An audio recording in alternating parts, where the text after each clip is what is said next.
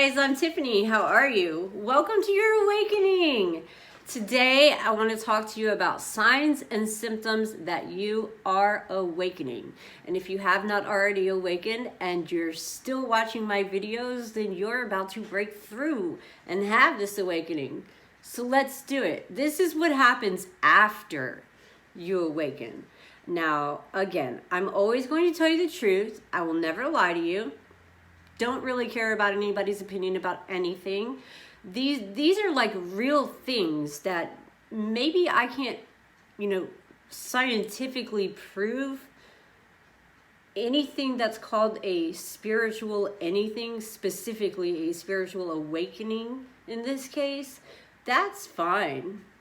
If you can believe in a God, and I use this example all the time, if you can believe in a God that you cannot see and you cannot touch, and I'm right here telling you that if you are doing and feeling and seeing all of these things that I'm about to get into once again, then you are in the middle of undergoing or have already begun your awakening process. And I'm really excited. And for those of you that don't know me personally, I promise you, I am always on this frequency. I'm not on anything, I don't do anything. I'm always like high on life. I love operating on a high frequency. I do.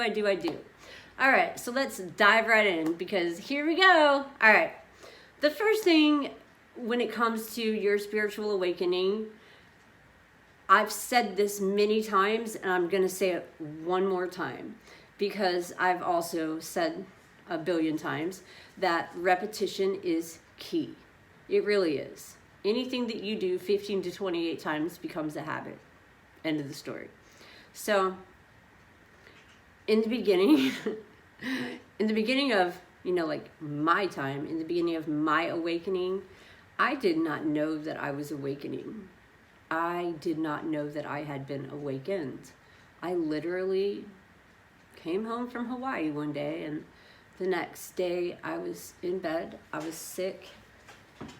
I was literally dying.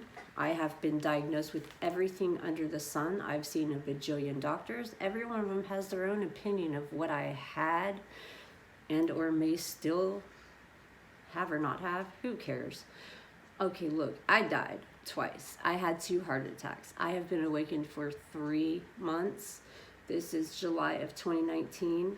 And the one thing I know for sure is that I awakened, learned that I was a starseed, and my dominant trait is indigo, but I also realized that all starseeds pretty much carry characteristics of indigo children, rainbow children, and crystal children. Now, when I use the word children, I don't mean like actual children, even though they definitely exist, especially right now during this mass awakening that began in 2018 that's happening literally right now.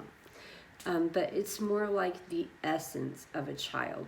It's the essence of a child being allowed to, be creative and think and believe and create things and not be so worried about consequence or, well, if I say this is going to happen, or if I do that, that's going to happen. So it really is about the essence of those the things that we believe, know, and absorb for the first few years of our life as a child, right? We're little sponges. Everything that you learn in the first 7 years of your life will stick with you for the rest of your life.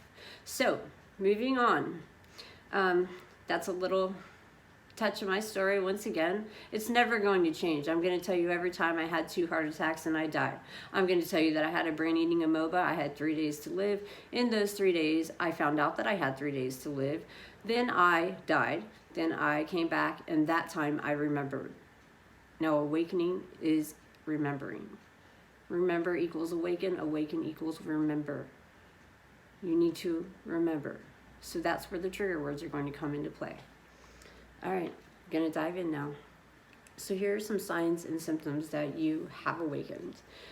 And you guys, this blew my mind. I did not even know this was a thing. My goodness, it's a thing. Okay, one of the first things you're going to notice, and I'll give you some examples as well. One sec. I do this all the time. I'm like, hang on a second, because this is going to be a long video, by the way.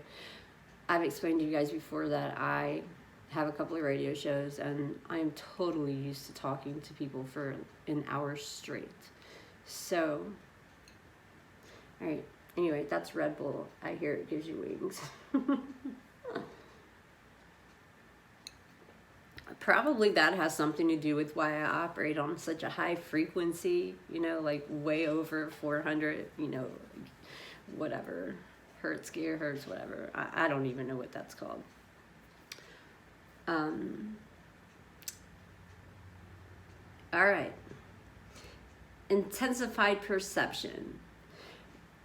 Now, when you awaken, there are several ways I could word this. So for this one, I'm going to call it in wakefulness. I like to make up words. I don't know if that's a real word. I don't care if that's a real word. But in your wakefulness, perception is going to change and rock your world. Perception is everything. The reason perception is everything is because you are only able to perceive that in which you can ingest, take in. Whatever you can perceive, it's just, you have to be able to take it in to perceive it. And then once you are able to perceive something, then that becomes your new reality. Fact. I can do a whole video on that one. All right, so intensified perception. All right, this is very vivid. This is very direct. Spiritually awakened people, they see the world in a very childlike way. So that's kind of why I brought up the traits of the indigo and the crystals and the rainbow children. So you're sort of all of a sudden one day, you're wonderstruck. And thinking back at my own awakening, I was wonderstruck for a year. I mean, I had begun researching things a year before I knew an awakening was even, you know, a thing. I don't know how else to put it, let alone, you know, a spiritual awakening was a thing. And I've always been very spiritual, but I never thought that I could, I guess, upgrade my, well, perception, reality, life, everything, enhance everything that I know to be true and real, unlearn it all, undo it all, take it all back, reverse it, turn it inside out, upside down, inverted, living in a new parallel reality, and also being able to, you know, go in around and between other dimensions. I've said previously that there were 11 dimensions that I was fully aware of, which means I've probably astral traveled there, or however you want to word that, but now there's 13. I released 4 videos yesterday, and between yesterday and today, I've discovered another 2 dimensions. And I'm only going to touch on it just a smidge. Those 13 dimensions, a couple of movies and songs talk about this. Everybody has whatever they feel about the number 13. But, you know, if you feel anything about a number, then I'm sorry to tell you, you're not awakened. But you are still awakening. And it's okay, because I've said a lot of times that awakening is a lifelong process. So anyway, those 13 doors, those 13 levels, the number 13, for instance, here in Texas, okay, not just here in Texas, probably nationwide, if not globally. Do you know the Hilton hotels? I'm probably going to get killed for saying this, but Hilton, you know, Paris Hilton, Hilton hotels. Hilton hotels are one of the places on this planet Earth where people go to have secret meetings. Now, call me what you want. I would actually appreciate it if you called me crazy, because I'd rather be crazy than dead.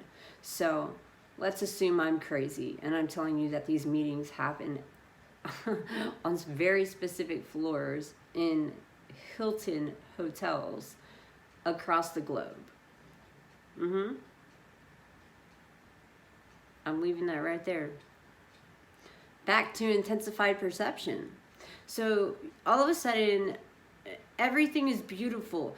The intricacy of what some people like to use the word phenomena, and I don't know how I feel about that word right now, because yes, I'll give you the fact that spiritual awakening is phenomenal. Is it a phenomena? I don't think so. Is it fantastical and magical? Yeah. I mean, hello. Yes.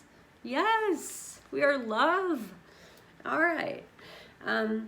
So what happens is I think that in my personal journey here, I was already the type of person that cared way too much about every single thing, to the point where I probably drove myself crazy all the time. I mean, I can recall a situation last night where I literally admitted out loud that if I walk into a room, doesn't matter, doctor's office, person's house, whatever, not that I go anywhere, but let's just pretend that I did. Back when I did, and I saw a picture hanging on the wall as an example, I have to go up to it and fix it so that it's straight. It drove me crazy. It's the dumbest things, the most ignorant things, which I associated with OCD. And that's fine. It's great to have OCD until you take it too far and, you know, you're labeling things like, this is the salt shaker, do not touch. All right, so that was prior to me awakening. All right, so everything, again, you are struck by the wonder and the beauty and every single thing. You are so inquisitive about every single thing. You have, at some point, you are going to gain an infinite knowledge of literally everything. I cannot tell you why that happens. In my case, I can tell you why that happened, because I love to learn. I love to learn, not in an institutional-like setting such as the educational institution or any other institution. I don't like being forced to do things. That's common sense in the awakening, you know, world. But anyway, like I was saying just a second ago, I already had a nonprofit. I already cared way too much about everything and everyone. I was already giving, I promise you, for, one sec. Probably for a year prior to awakening, while I was learning all these things and just studying random topics. I mean, really, just really random topics. Didn't matter. I don't care. I'm a sponge. I'm still childlike in that manner. And, you know, I want to know everything about everything about everything. I need to know. That's all there is to it. Not because I think that I am more intelligent than someone else, but I just like to know. I guess I'm one of those people who probably knows a little bit about a lot of things and could probably hold a very deep conversation to pretty much with anyone, and also still be able to, I would only hope, properly be able to relay these messages and, you know, things that parents would teach children and things of that nature in that manner as well. So I only hope and pray that that's true. Anyway, so all the things that people didn't pay attention to and took for granted, it always drove me nuts. It killed me. I was just like living in a world where I felt, and sometimes I still feel, like I am literally the only person on the planet that cares. And when I say cares, I mean like straight out of the Care Bears. Care Bears care. I'm serious. I don't care. Laugh, joke. I don't care what you think about me saying that. It's true. I'm going to adjust my chair a little bit. It is getting on my nerves. I don't like that angle. All right, cool. That's, ugh. All right, cool. That's better. Whatever. Anywho, so everything is brighter. Now that's an important word, because if you've heard my story, you've heard me say I had 2 heart attacks and I died. But on that second time that I died, that second heart attack that happened about 3 months ago, so we're looking at, well, early summer of 2019. And again, I was already interested in helping people. I had already had at least a 3-year-old nonprofit where I would try to create solutions, and still to this day do, literally create solutions, from rescuing children from sex trafficking to helping people through support or support groups or writing letters. I mean, there's a million examples, but I'm not here to really talk about or encourage anybody to check out my nonprofit. That's not what this is about. It's just that I said the word brighter a minute ago. And one of the first things that happened to me after I died this second time and had my second heart attack after being given 3 days to live, told I had 3 days to live, also had ingested like through my nose brain-eating amoeba and a 0% chance of survival ever in the history of brain-eating amoeba. There has never been one case of anyone ever surviving. So if that's not spiritual, I don't know what is, because here I am. Anyway, I lost my vision. Oh God, sound. Sound makes me lose it. And it does it because sound, you know, true word is sound. Sound is a frequency. It is. So, again, having all that, now that you know that, also I was paralyzed. I'm not sure if I just said that or not. So I literally could not get out of bed. And when I mean paralyzed, I literally mean like someone who is a paraplegic, paralyzed. I'm not kidding. So many people came over here to try to help me. I became demonically possessed. I had 3 priests. One of them was a Roman Catholic priest. And thank goodness I have a really good support system and a bunch of people. Okay, not a bunch, sorry. I have a small group of people that care a whole bunch about me. So when they saw this strange behavior coming from me, it was like, okay, this girl would not say so. I would never even fathom. I would not even joke about that. If I tell you I'm paralyzed, I'm paralyzed. I could not get out of bed. I could not feel my legs, my feet, I couldn't move. It's like somebody was like literally holding and pushing me down. And while I'm on that level of it, something really was literally holding and pushing me down. So we're going to go back to that demonic possession thing for a minute, because I don't really touch on that much in any video, to my knowledge. I've not really gone into great length or detail about what I mean. And this is a very important piece of the awakening process. So what I mean is, in order to ascend from this side of the spiritual awakening, this being the spiritual awakening and this being the breakthrough, you have to let go of one thing and one last final thing. Now that final thing is fear. Okay, we'll come back to that. So during my demonic possession, I can recall, I guess it went on for about, I don't know, 6 months. The floor was vibrating. My covers were being pulled off of me in my bed. My name was being called. Shadow figures, which I always knew the house was haunted, but it didn't bother me. And then I found out that it was actually on ancient, sacred, I guess, Indian burial ground. Yeah. So some of my friends, when I said that to them, that I was dying and that this is what's going on.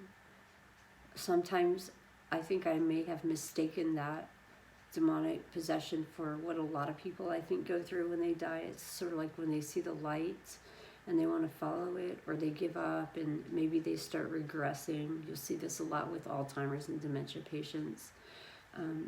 But in general, I think as a rule of thumb, for people who have knowledge that they're going to die and you can't actually comprehend it in just a couple of days, so it becomes this whole, plethora of everything mixed all into one, baked into a pie also.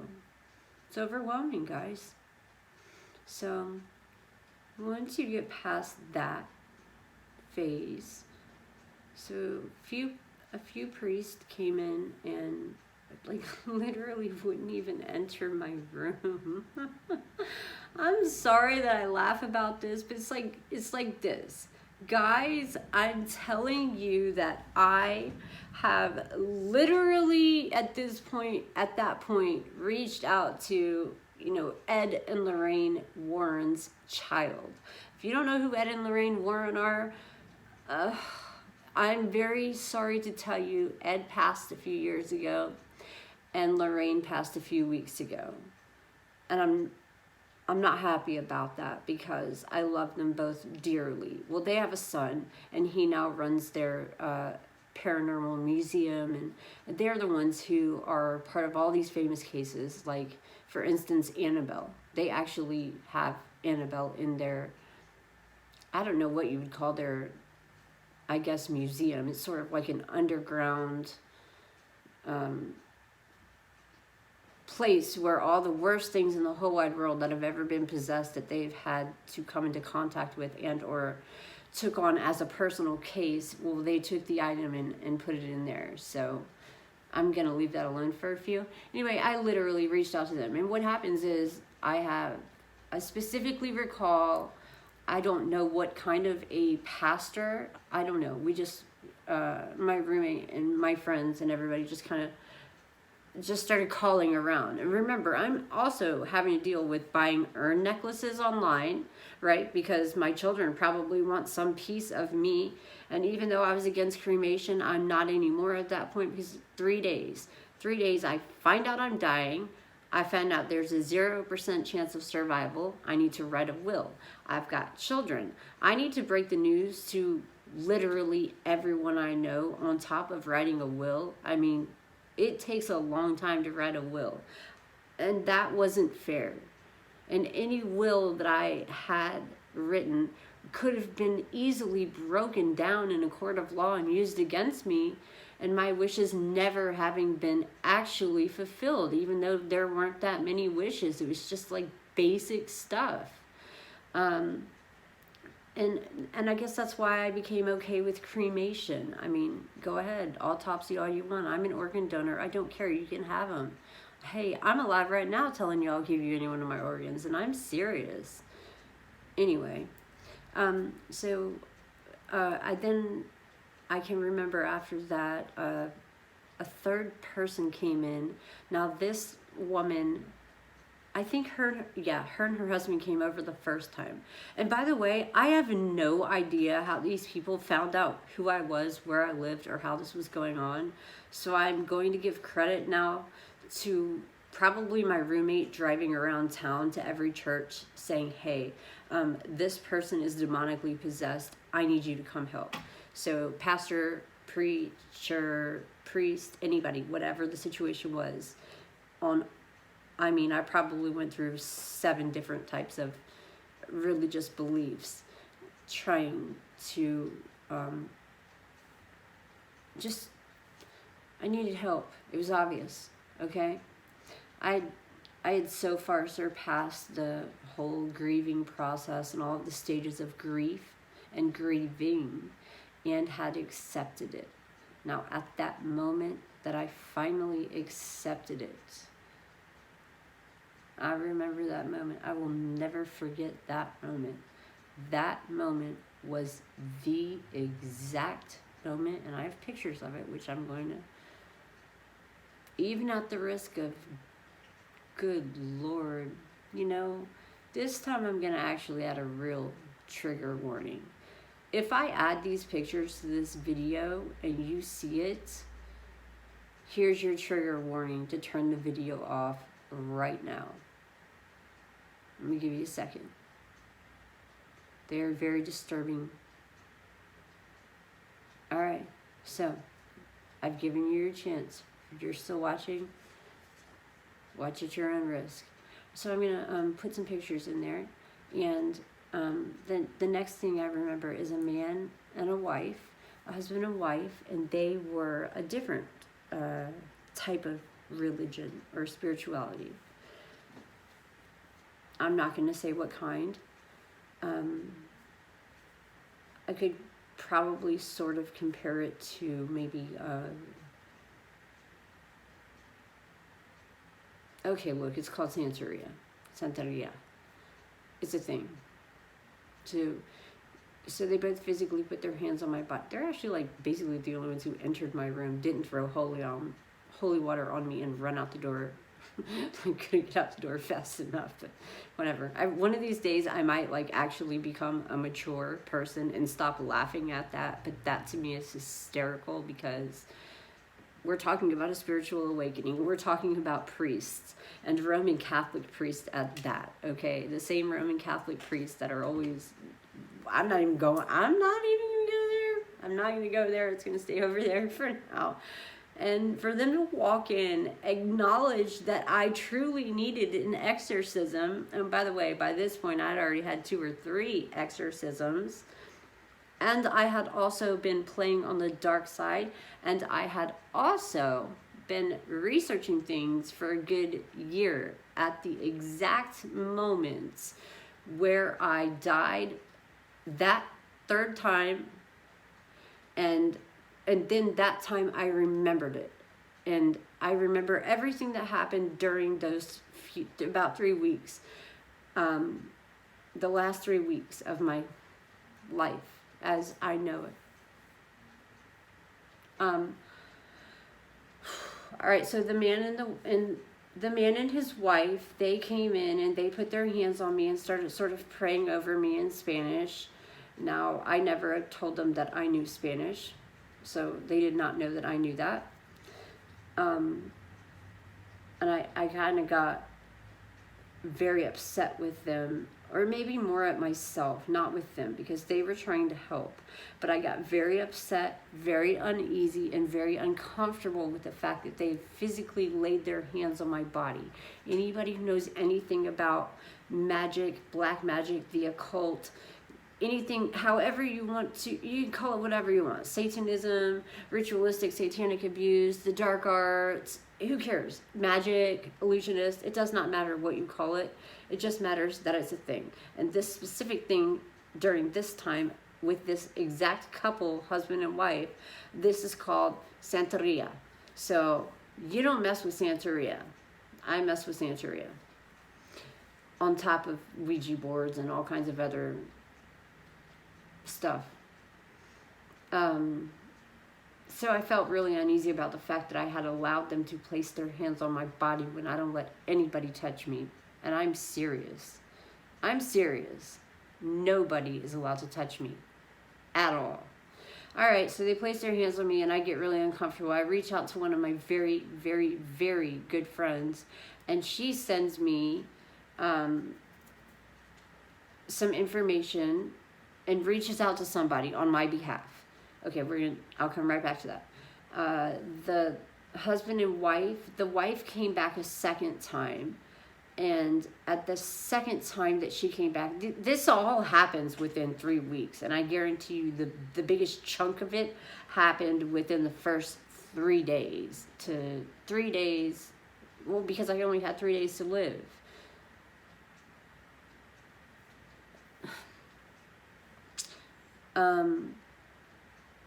I expressed that I was uncomfortable.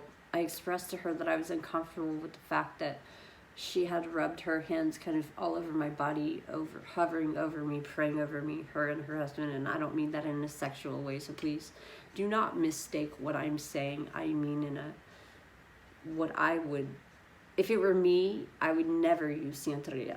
I would literally just give you the energy right here through a direct connection, a direct line of communication and connection, and just heal you and or teach you how to heal yourself. And we will do a video about that, but back to the point.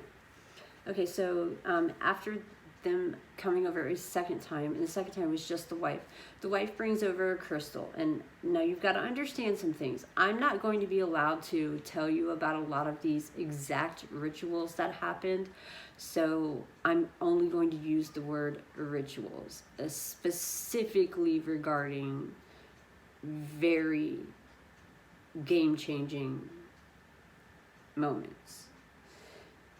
So she comes over, she brings a crystal. We do this thing. We do this ritual.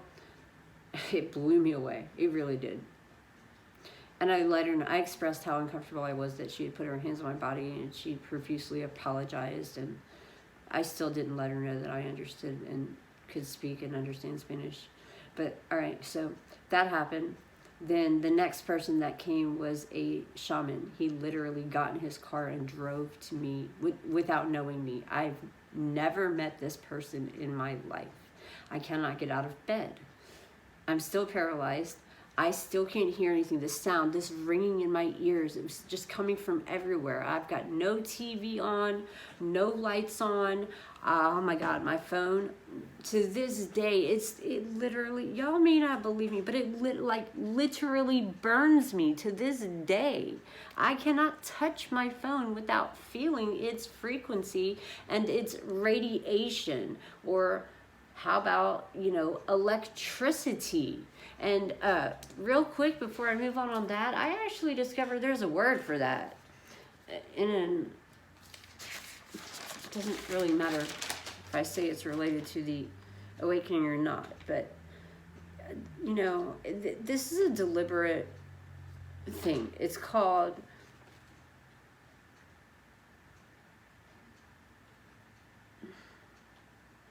I'm not going to get into that word right now, but anyway, there's this thing. There's a sound that, ironically, I tell people all the time to make this sound. Meditation does it a lot, and this just further proves the fact that we live in an inverted reality. Our perception, as we can perceive, is what happens in front of us. That's what it becomes. Law of attraction, perception, common sense stuff. So when you do something, even though it wasn't deliberately me, knowing that I was deliberately telling people to this, well, not to this day, but before I realized how dangerous it was, to make the sound Om. Now, so it's like O-H-M. And when you hear the binaural beats that I'm going to finally add to this video, to one of my videos, and from this point forward, I'm always going to be open and honest with you up front. I like to use super chill, super calm, royalty-free binaural beats, and usually it has to do with memory, retention, and super intelligence, and that's obviously for good reason. Anyway, an Om is a sound. We all know that man invented word, and true word is sound. So when I told people for a good year while I was practicing just the science and art of meditation, which eventually led to levitation too, and a bunch of other stuff, but that is a sound. I'm going to say it one more time because I know you're going to feel this. And they teach you to do this in meditation. Again, here we go. I'm just going to give you a very good example. You go like this. You go. And Aleister Crowley will explain this to you also. So will Buddha. So will basically anybody who has strong beliefs. All right. So you go like this. You go. Om. Take a deep breath in. Breathe in that white light. Hold it, let it out. Om. And with the letting go of that, you push all of that negative energy away from you. Fact. Now, See how much calmer I am? Anyway, it turns out Om is the literal sound that becomes the literal word for the sound,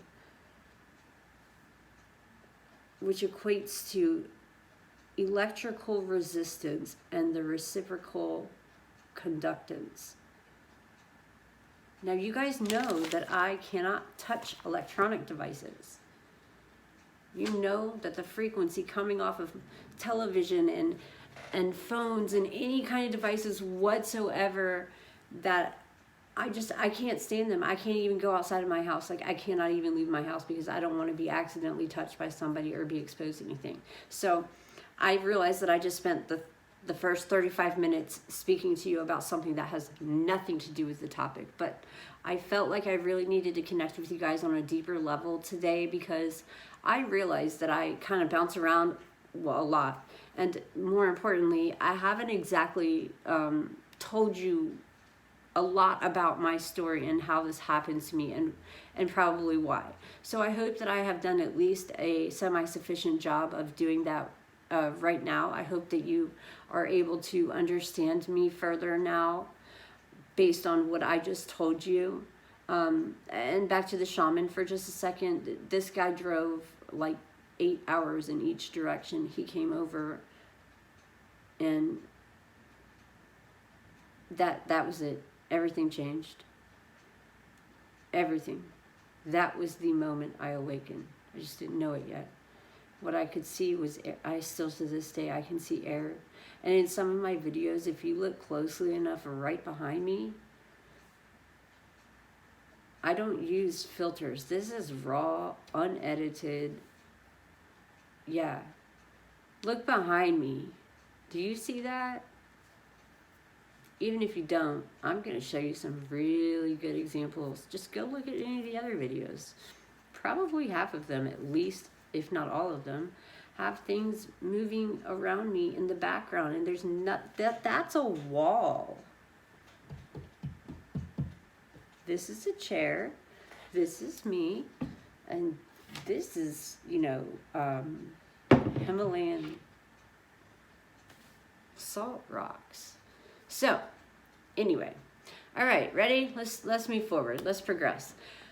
All right, so now that we have awakened, we kind of, again with my story, I kind of already did some of these things anyways, but not the childlike part where I allowed myself to express myself and dream and think and remember things without there being, well, if you do this and that, there's no repercussion. There is no lack of flowing of creation and or spirituality and or literally anything, because in that childlike state of mind, you can freely express yourself. There's no fear.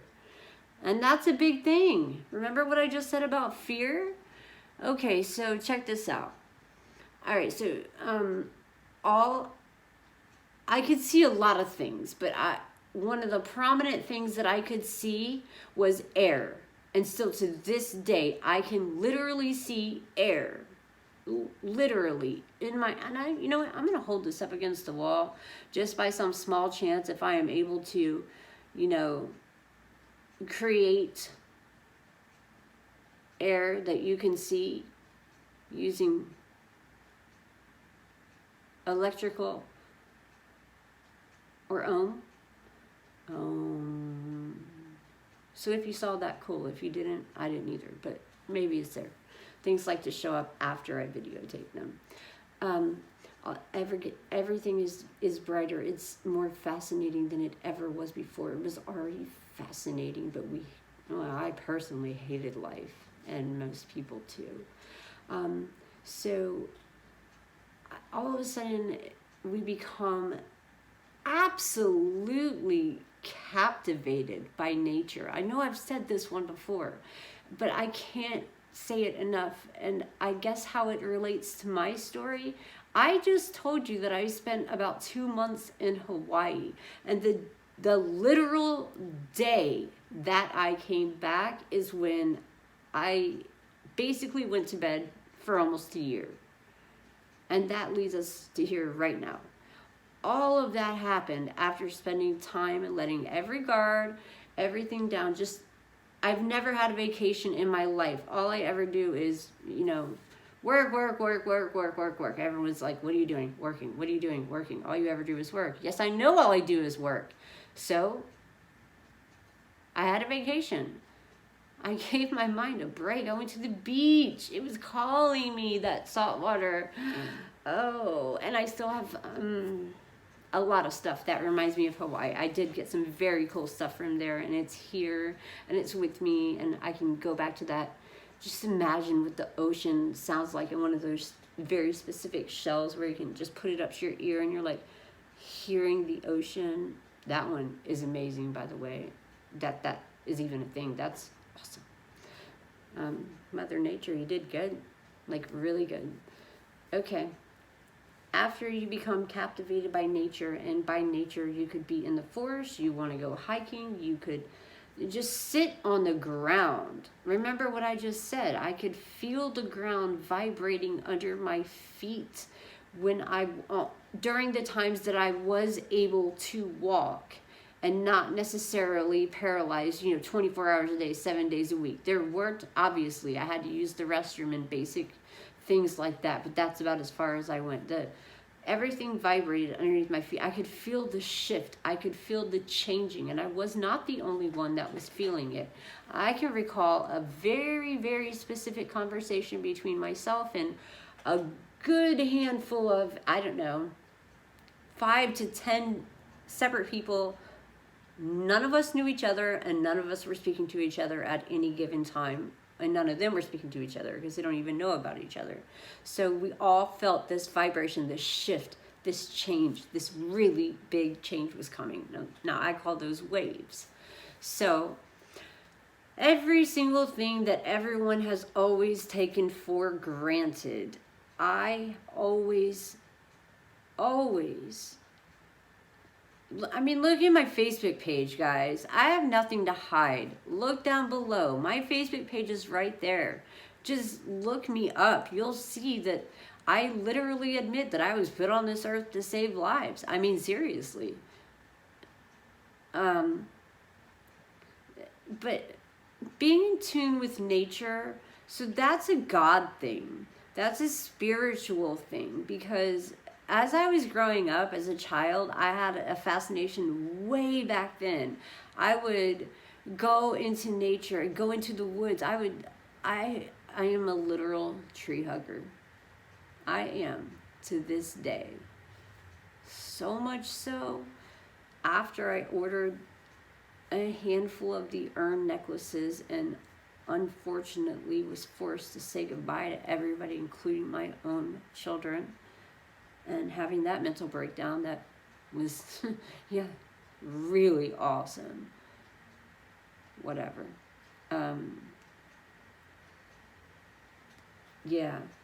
Anyway, I found out that you could become a tree. You could plant a tree in my memory. And I wanted that to happen. I was very specific about that. So you take the ashes, I guess, and you put them in the tree, then you bury the tree. Then if anybody wanted to, instead of going to a graveyard, which personally I love graveyards, but not everybody does. So this is me being a tree hugger. Irony. Live by the sword, die by the sword, right? Of course. Tree hugger wants a tree. So, hey, we ordered a tree. Okay. This time I remember dying and I woke up, but I remembered it. Anyway, all right, let's continue and stay on point.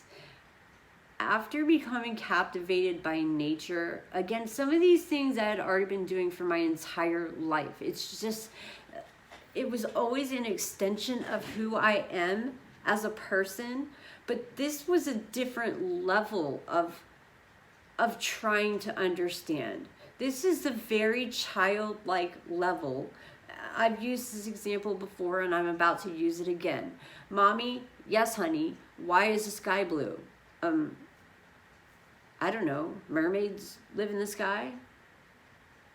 I don't know. And the sky's not always blue, honey. Oh, mommy, why is that? Got me. All right, so that's one example of exactly what I mean when I use words like, you know, everything being so beautiful and everything sort of making sense, everything sort of clicking in that childlike manner. You question every single thing about every single thing. And you don't just question it, you understand it all of a sudden. You literally wake up one day with complete, full, unwavering persistence and fully committed without any shadow of any doubt whatsoever that you have infinite wisdom on top of all the spiritual gifts. Some of my own personal spiritual gifts before I awakened. I had psychic abilities. I was working on remote viewing. I have unfortunately always called those things, I've always called them a curse. I hated it because one of my gifts was knowing when somebody was going to die. I hate that because that puts me in a position where I'm like, you know, if you ask me a question, especially directly, I can't lie. I won't lie to you. So choose your words wisely. And secondly, I'm always extremely open about the fact that I never ask a question that I don't already know the answer to. Call that what you want, but that's a fact.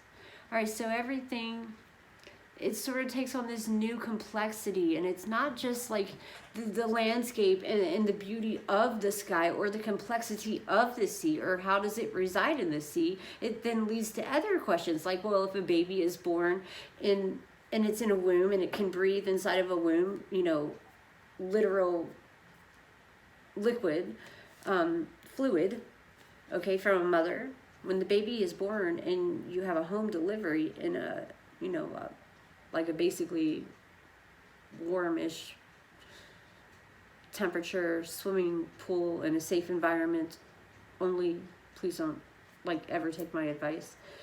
Please take medical advice over mine any day.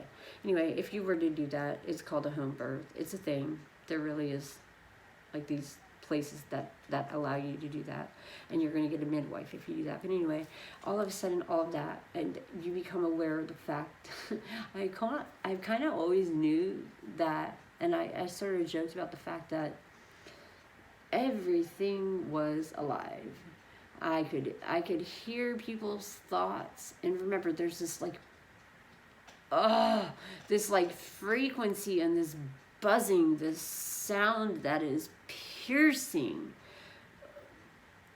forever, for a while, for a long time. It still does it sometimes. If I hear certain things or say certain things or am exposed to certain things, it starts doing that ringing in my ears thing again. And now that I just said that, it just did it again. Well, that then leads to a headache. And I don't just mean a headache. I mean like the literal worst migraine you've ever had in your life. Multiply that by 100. Do you know what a spinal tap is? Add that to it. That's a spinal tap is a little bitty needle that goes up, up, up, up, up, up, up into your spine. And it's going to drag some of the fluid in through a needle, and you cannot move an inch. It's kind of similar to what happens when you're in labor and they're like, oh, okay, are you ready for, you know, you're not going to feel anything. Are you ready for this? Well, what they don't tell you is it goes up through your spine, and they have to like inch by inch by inch by inch. No, I would never agree to that. And I've had a lot of spinal taps done. So I've had a lot of spinal pressure, a lot of spinal headaches. So I can compare that to that, knowing that I've literally lived through those. And, you know, the one time that they did force me to, you know, have that procedure done medically while giving birth was only because I was immediately transferred to the hospital and it was an emergency C-section. Other than that, no. I don't do like drugs, medications, and definitely nothing that, why would you want to have a child if you can't feel it? That's just stupid to me, but whatever. Anyway, so the world is amazing. And your whole fiber of your being, every ion, every atom, everything of you is different. But it's like, wow, that's really strange. I wonder why. So then you go and research that. But it's not strange like odd. It doesn't even matter what word I put there. You're just mesmerized by anything and everything. And I mean the complete totality of literally everything about everything about everything. That is a spiritual awakening. That's just number one. This video is long enough, guys, so I've gotten so far off topic that I'm going to go ahead and label this part 1, because I realized that I didn't even get to those like 10 to 18 signs and symptoms, you know, that can pretty much verify the fact, in case you have any questions, even though like I said, even if you have awakened recently during this mass awakening for the first time on planet Earth ever in the history of planet Earth, which began in 2018, the mass awakening part anyways, even if you're in your journey and you have awakened and you don't know it yet, but some of this seems to kind of fit, okay, just give it a minute, just give it a couple of weeks or something. You are still awakening. Do not stop learning. Continue to learn. Question everything. Google it, YouTube it, do whatever you need to do. So, all right, I will stop this video because this is really long, and this is part 1 of 2. I will be right back with part 2 of 2, and it is basically going to be called, you know, unmistakable signs and symptoms that you are awakened, undergoing a spiritual awakening, and what was that other word? Oh, in the wakefulness of your awakening. Yeah, and that might not have worked, but whatever. So, when you're awakening, it really is fantastical, guys. I cannot wait to tell you more, and I will be back with round 2, part 2 of this signs and symptoms of your awakening. Thank you guys so much for tuning in. Please like, follow, hit subscribe, notify, all that really cool stuff. And I'll see you guys next time.